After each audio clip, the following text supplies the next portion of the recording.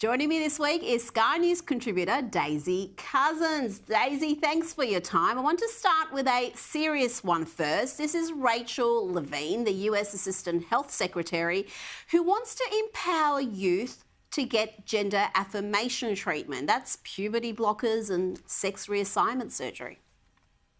We really want to base our treatment and to affirm and to support and empower these youth, not to limit their participation in activities and sports, and even limit their ability to get gender affirmation treatment in their state.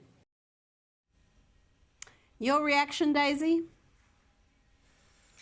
Look, it's obscene that such a high-ranking official is saying this kind of stuff because little children think they're all sorts of things when they're children because they're children. I mean, I'm a great example. When I was 2 or 3 years old, Rita, I insisted on being referred to as Philip. That was my name for a long time.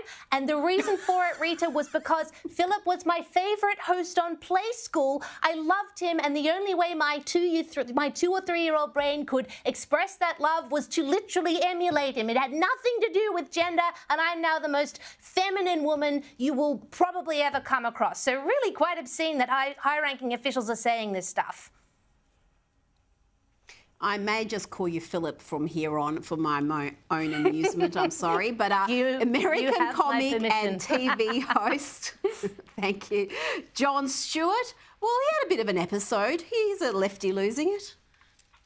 Over the line. No. Because these people have suffered for 15 years. Because you're a Look at them in the face. Look at them in the face. You're a troll. Guys, I want the bill You're passed. not in good faith. I'm for the bill. You're not in I'm good a veteran. faith. So what's the problem? What are My you trying question, to do here? my session What is is your question? What are you John. trying to do here? What? Why is John?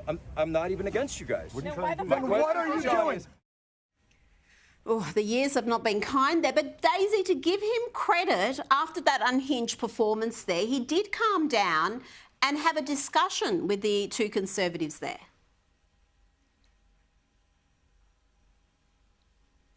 Yes, he most surely did, Rita. That was the joke of the issue, was that they were actually on the same side. Yet Jon Stewart took one look at Jack Posobiec, who was the Conservative Jono, who's very, very famous, as we know, on Twitter, and like a red rag to a bull, he went off his brain at him. It seems, no questions asked, simply because of the fact that he's Jack Posobiec and he's Conservative, and Jon Stewart just simply went, you're in the enemy camp. I mean, it's great they reconciled, and I'm pleased they did, but surely Jon Stewart should maybe make less assumptions about the people that he's around when they're discussing these important issues like getting this important bill for veterans passed.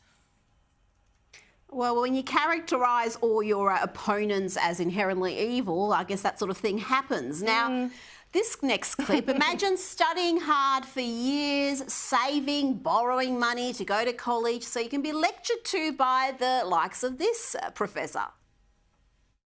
Would you be able to answer this question on one of my tests for social psychology? Simple essay question, after going through privilege, what privilege is, giving examples of privilege, explaining how there are different types of privilege, like white privilege, male privilege, Christian privilege, able-bodied privilege, thin privilege, cisgender privilege, straight privilege, and others. All right, so simple question I ask my students, essay question. Tell me one way that you have privilege. Tell me one type of privilege you have. Whoa, my makeup is all over the place today. All right. Can you come up with a type of privilege you have? Are you able to say out loud and admit to yourself and to the world that you have that privilege? Because one thing I find is my students don't. Even when I have clearly explained what privilege is.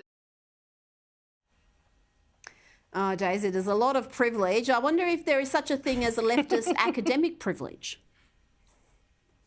I'd say there's certainly such a thing as leftist academic privilege, Rita. They certainly are quite disproportionately represented nowadays culturally. But look, this privilege enthusiast is clearly very ignorant, because she mentioned Christian privilege in her diatribe. That is just the most ignorant statement when you think of the plight of Christians globally. And I would suggest, if she wants to enlighten herself, she go talk to some Christians living in countries like Nigeria or North Korea or Afghanistan and chat to them about how much alleged Christian privilege they supposedly have.